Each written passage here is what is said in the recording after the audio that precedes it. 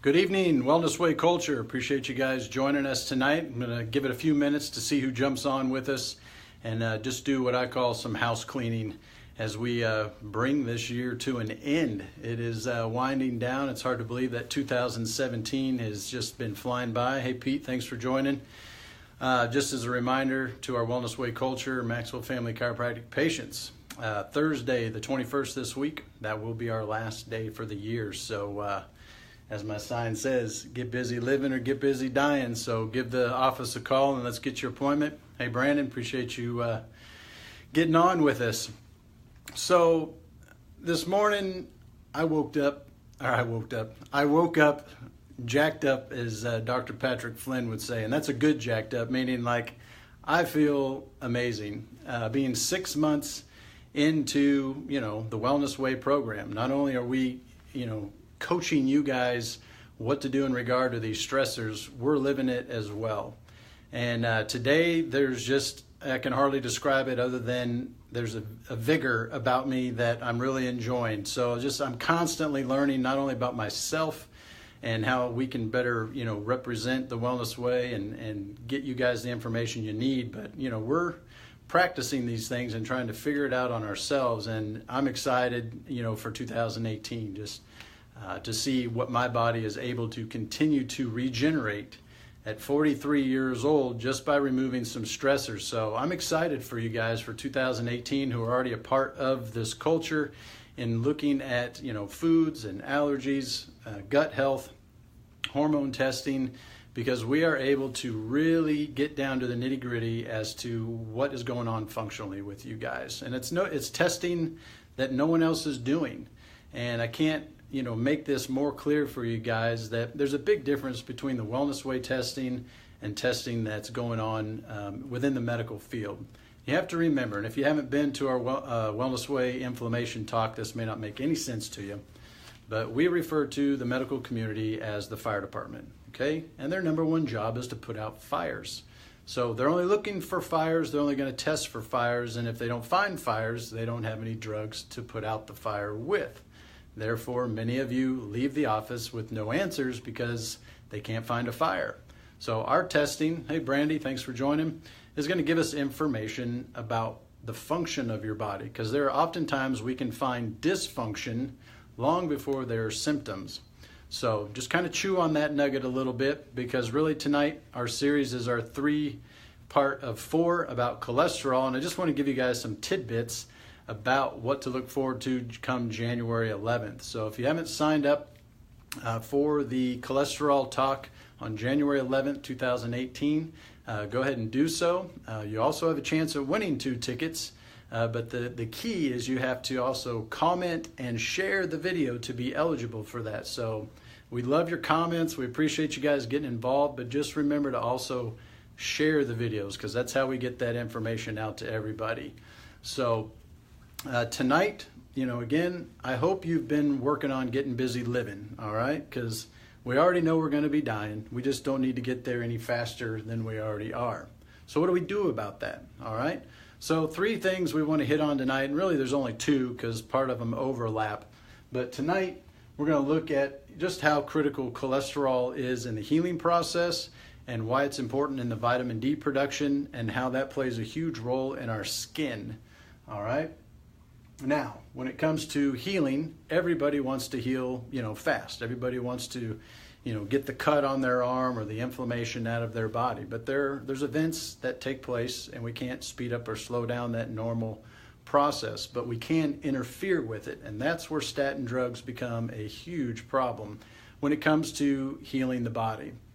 And you can, get on and Google all the details of how statins work, but that is what it's doing, is ultimately it's affecting the healing process. So if you've ever, if you've got a spouse or a family member that's on these drugs that have been on them for a while, one of the things you'll find out is they become slow wound healers.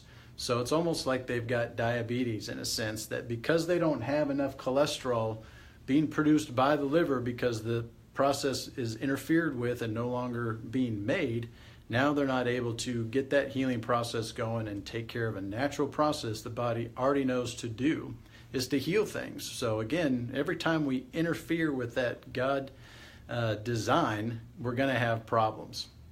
It also is critical for making vitamin D. All right, so this is another factor that we deal with when it comes to statins is we see individuals get very low in their vitamin D. So, and that in and of itself can lead to a whole lot of different pain situations and interruptions to other physiological problems. But you've got to have cholesterol. It's a precursor to making vitamin D in the skin. And what else is needed? The UV, the sun. All right, so the sun is not bad, and it's not giving you disease. Hey, Margaret, thanks for joining us tonight. The design of the sun was put there for a reason, for a multitude of functions. So the sun in and of itself is not giving us cancer. We have to, again, look at the vessel. What's going on here in the body? Are we interfering with it in a way that it's no longer able to adapt? Think about this. There are many cancers that do show up on your nose, on your face, on your ears. But there are also a lot of skin cancers that I've looked up that rarely even have sun exposure. I mean, I've seen people have it on their butt cheek, on their ankle, places that don't get a lot of sun. So that kind of defeats the whole theory behind, sun creating cancer on the skin. Now, based on what we've learned already tonight, it's an interference problem. So if we need cholesterol to be in the skin, to be a precursor to make vitamin D, which is only going to happen from the sun rays, okay, all of that is a fantastic design. Now, we're not, telling or advising people to go out and sit in the sun for, 3, 4, 5 hours and get burnt to a crisp. That is not good.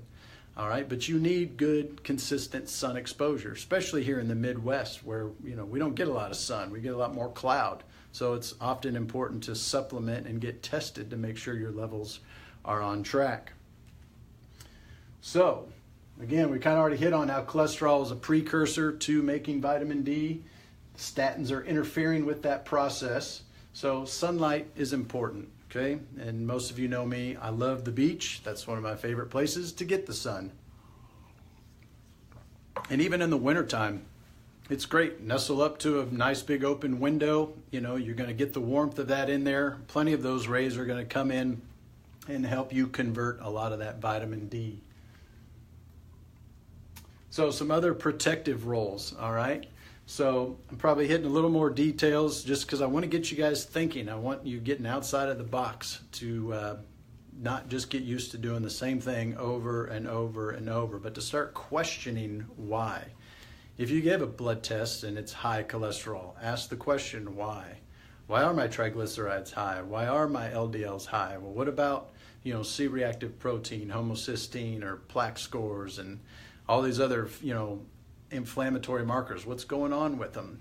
So we take a different approach. We want to get to the root of the why. So when it comes to protective mechanisms in the body, respiratory and GI, all right, we need, again, vitamin D and we need cholesterol. So a lot of the testing we start off with is looking at food allergies and gut health. So if your gut is stressed and it's on fire and not working right, we've got to have the liver doing its job. So we can't be interfering with that process of making cholesterol, because it's very important that we start creating good, healthy tissue in there to heal up this leaky gut.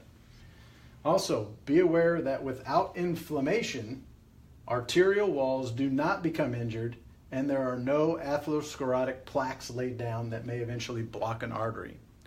So, you think, all right, sure, Dr. Maxwell, how do you not get inflammation? Well, the point is what's the whole focus of these statins? To lower cholesterol.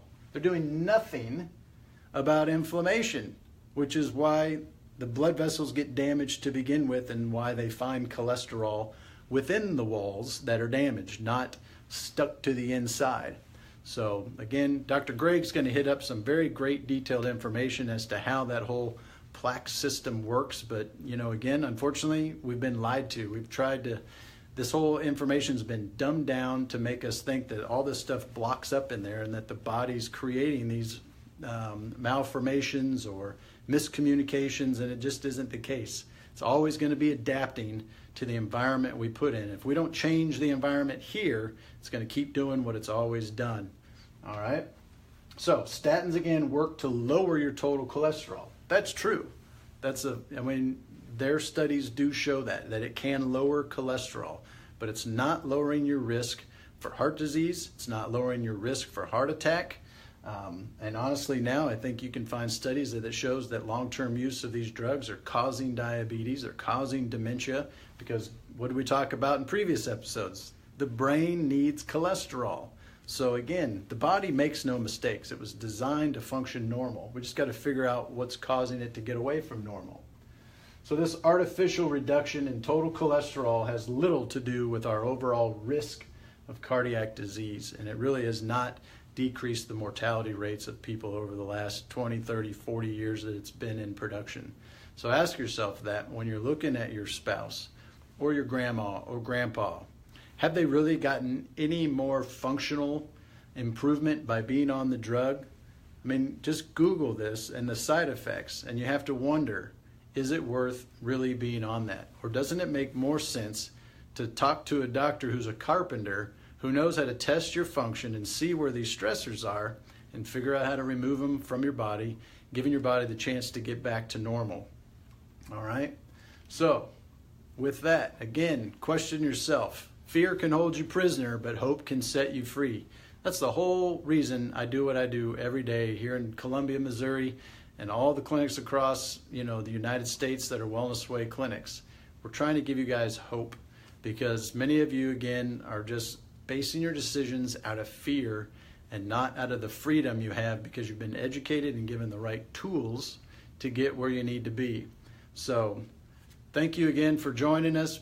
Be sure to share the video. We'd love to get this information out. Make sure you get on and get your tickets for our January 11th event. Bring your spouse, bring your family, bring your friends, grandmas, grandpas, anyone who's on these drugs. Let's get them the truth.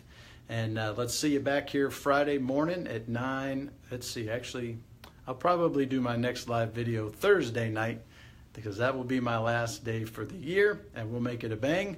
So appreciate you guys. Hope you enjoyed the video, and we'll see you Thursday evening.